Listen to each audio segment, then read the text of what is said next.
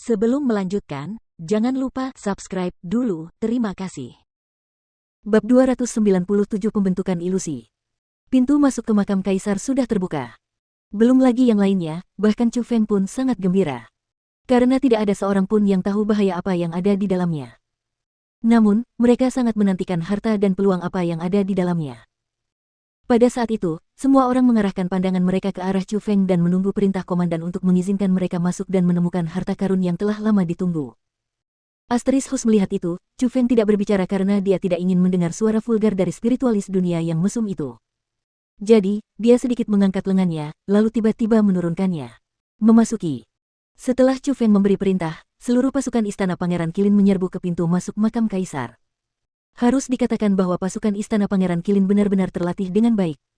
Mereka menggunakan segala macam peralatan dengan sebaik-baiknya, dan pintu masuk yang awalnya gelap menjadi terang oleh obor mereka. Dengan metode masuk yang terorganisasi seperti itu, kelompok elit yang terdiri dari beberapa ribu orang dengan sangat cepat memasuki makam kaisar. Di depan mereka ada sebuah gua yang luas dan dalam. Setelah memasuki tempat itu, semua orang menjadi lebih berhati-hati.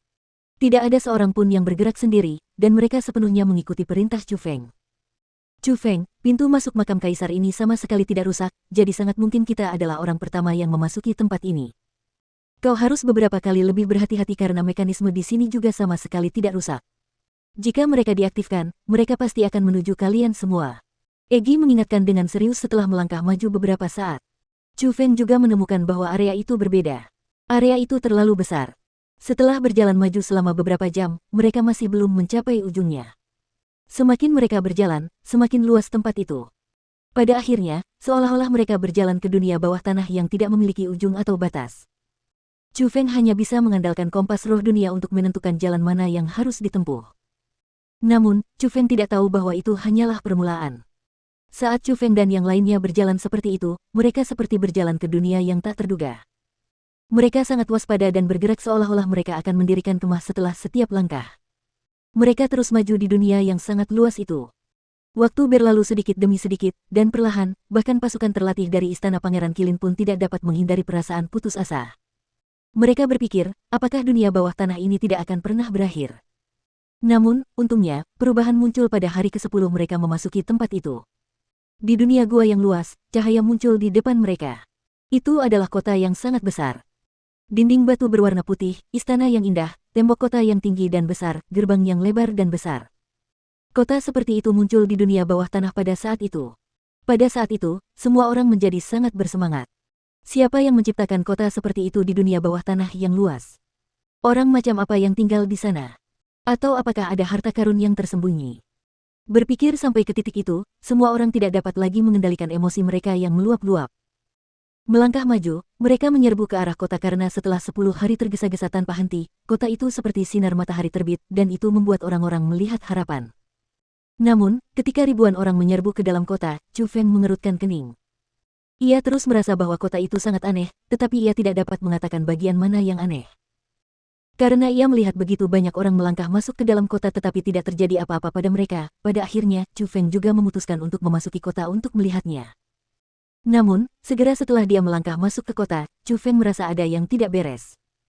Dia terkejut dan menemukan bahwa kabut memenuhi kota dan dia bahkan tidak bisa melihat jalan di depannya. Suasananya bahkan sunyi senyap. Orang-orang yang menyerbu ke kota istana semuanya menghilang. Bahkan tidak ada satu bayangan pun yang tersisa, namun dia dapat mendengar langkah kaki mereka dengan jelas. Yang terpenting adalah setelah Chu Feng menoleh untuk melihat, dia menemukan bahwa tidak ada jalan kembali. Kabut menyelimutinya dari segala arah. Sial, ini adalah formasi roh. Chu Feng diam-diam mengutuk karena formasi roh itu terlalu kuat. Dengan kekuatan roh Chu Feng, dia sebenarnya tidak dapat mendeteksi bahwa itu adalah sebuah formasi dan deteksinya mengira bahwa ini benar-benar hanya sebuah kota. Ah, gelombang. Tolong gelombang. Ah, gelombang. Tidak, jangan dekat-dekat denganku. Ah, gelombang. Pada saat itu, di hadapan Chu Feng, segala macam tangisan yang menyayat hati dan menusuk paru-paru terus bergema. Tanpa berpikir panjang, Chu Feng tahu bahwa pasti ada sesuatu yang buruk terjadi pada para pengawal istana pangeran. Teriakan-teriakan menyakitkan itu terdengar lama sekali. Chu Feng mendengarkan dengan saksama, dan setelah teriakan-teriakan yang tak henti-hentinya itu berhenti, Chu Feng mendapatkan hasil yang menakutkan. Jumlah teriakan menyedihkan yang terdengar tadi sama persis dengan jumlah penjaga.